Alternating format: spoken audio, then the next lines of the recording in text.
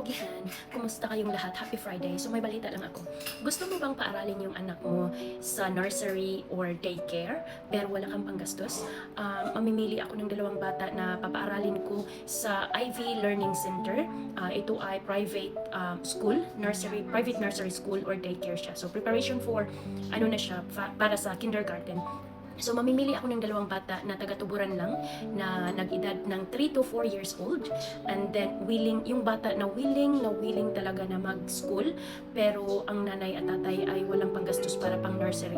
So mamimili ako yung yung malapit lang talaga sa kukon na willing ka rin na maghatid sa anak mo every day doon sa school ni Ivy Learning Center.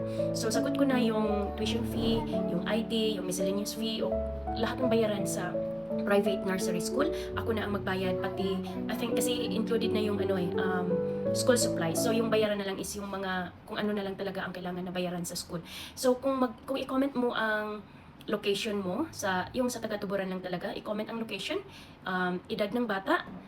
Importante talaga yung location, guys, para alam ko kung taga saan ka. Tsaka i-comment mo rin na willing mag-study yung anak mo pero ang ano lang is ang panggastos. So i-explain sa akin kung bakit hindi mo mapa-school sa nursery yung anak mo, and then pero ang bata ay willing talaga mag-study. So good luck everybody. Ako ang mamimili na make sure taga-tuburan lang, and then i-raffle ko na yun. So ang maswerte lang. So good luck, guys, and God bless us. So actually first time ko pa tong mag-sponsor para magpa-study ng bata sa private school, sa nursery.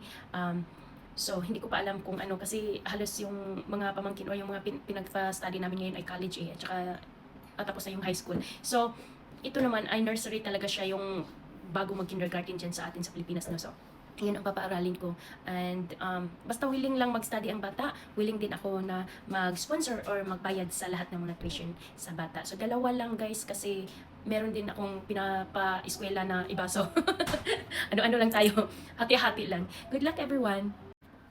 Mga kugihan, wala akong pakialam kung stranger or like kahit hindi ko kilala yung pinapaaral ko, basta willing lang at isa sa aking followers dito sa Facebook at willing lang talagang mag-study.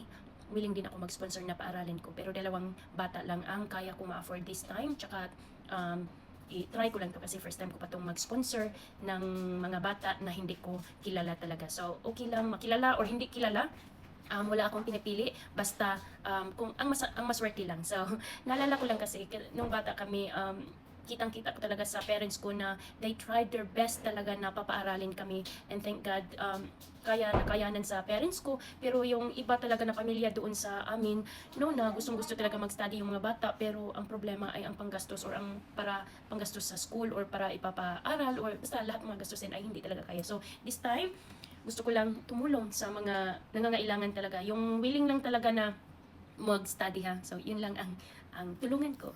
Thank you. Pasensya na, guys, nagtagalog ako kasi may nag-request na pwede pa yung iba kong words or ibang vlog ko ay ipa-Tagalog dahil marami daw silang mga Tagalog pero hindi nila naintindihan kung ano yung pinagsasabi ko. So ito na, I tried my best.